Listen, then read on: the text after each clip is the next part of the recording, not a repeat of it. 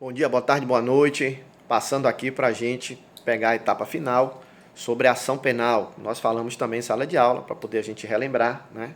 Não vamos falar dos conceitos, mas de quem é a titularidade da ação penal. Inclusive, isso caiu em prova e a maioria da turma acertou, né? A titularidade da ação penal é o Ministério Público, ou o Parquet, ou o Parquet, ou a promotoria, né? Está lá no artigo 129 da Constituição Federal. São funções institucionais do Ministério Público. 1. Promove privativamente a ação pública, na forma da lei. Então, a ação penal é titularidade do Ministério Público, ok? As características da ação penal, né? Então, tem direito de direito administrativo, direito subjetivo, né? Que nós já falamos em sala, vamos passar aqui por alto. E vamos falar das espécies. As espécies são um elemento mais importante que vocês precisam ter o conhecimento. Então, as espécies de ação são a ação pública condicionada e incondicionada à representação. A incondicionada foi que nós falamos, né? Quando age por seus próprios impulsos, sem necessitar. A manha é incondicionada, não precisa de uma representação. A condicionada precisa de uma representação. Então, a condicionada, quando a representação do ofendido ou requisição do ministro da Justiça, né? Ou seja, não há desistência após feita a representação da condicionada, ok? Então, nós falamos aqui, quando existe casos relacionados a menores, mesmo que a família não queira ir até a delegacia fazer o boletim de ocorrência, o Ministério Público tendo ciência, como ele é o titular da ação penal pública incondicionada, ele pode oferecer a denúncia, mesmo sem a aquiescência da família, né? O artigo 24 do Código de Processo Penal diz: nos crimes de ação pública, esta será promovida por denúncia do Ministério Público, mas dependerá, quando a lei o exigir, da requisição do ministro da Justiça, que vamos ver mais à frente, né? Então, a regra, né? Como saber qual é a ação penal, se é pública, se é condicionada, incondicionada ou se é privada, né? A regra é que a ação seja pública incondicionada, razão pela qual, nesse tipo de ação, o Código não indica a ação que é, pois é desnecessário. Então, quando o Código ele não indica, né, a grande manha, né, a grande dica do professor é, se o Código não indica, ela é incondicionada. Já as ações, no caso a ação privada, né, ação pública e privada, ação privada, vem expresso que o crime somente se procede mediante queixa. Dá uma olhadinha no artigo 179, né? Fraudar a execução alienada, né? O restante do artigo embaixo tem, somente se procede mediante queixa. Então, vem explícito quando é ação privada.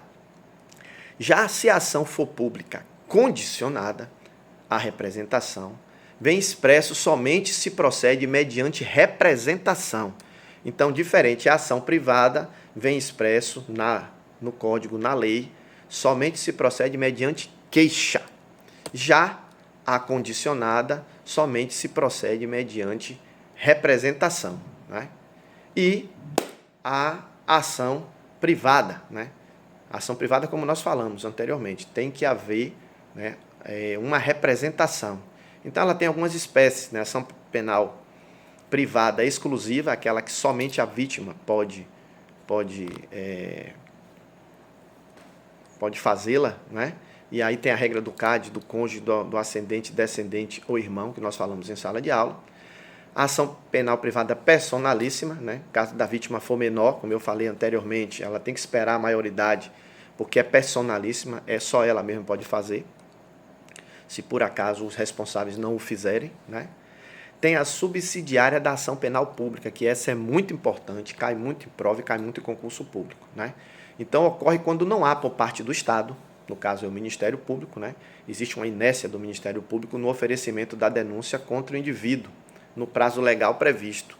E aí, essa ação pode ser arrebatada, pode ser tomada pela parte interessada do Ministério Público para poder fazê-lo. Então, por isso que ela é subsidiária da penal pública, né? Subsidiária da pública, conhecida também no direito, subsidiária da pública, vai vir no seu concurso assim, né? Então, essa ação deverá ser intentada no prazo decadencial. Qual é o prazo decadencial? 6 meses, né? conforme dispõe lá o artigo 38 do Código de Processo Penal, a serem contados da data em que encerrar o prazo para a manifestação do Ministério Público. Então, o Ministério Público ele foi inerte, né, e ele não fez a denúncia, no prazo prescricional de 6 meses pode ser arrebatada e a pessoa retoma essa ação como se fosse uma ação privada. Ok?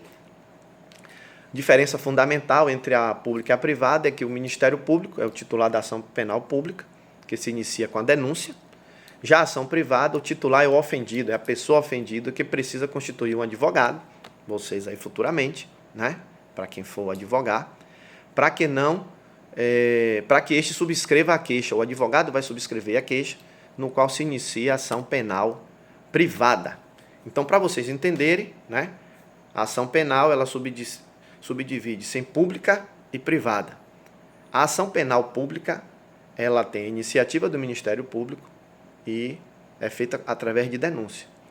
A ação penal privada, a iniciativa é do ofendido e é feita através de queixa. A pública ela subdivide-se em incondicionada e condicionada. A incondicionada, a ação penal pública incondicionada, independe da vontade da vítima.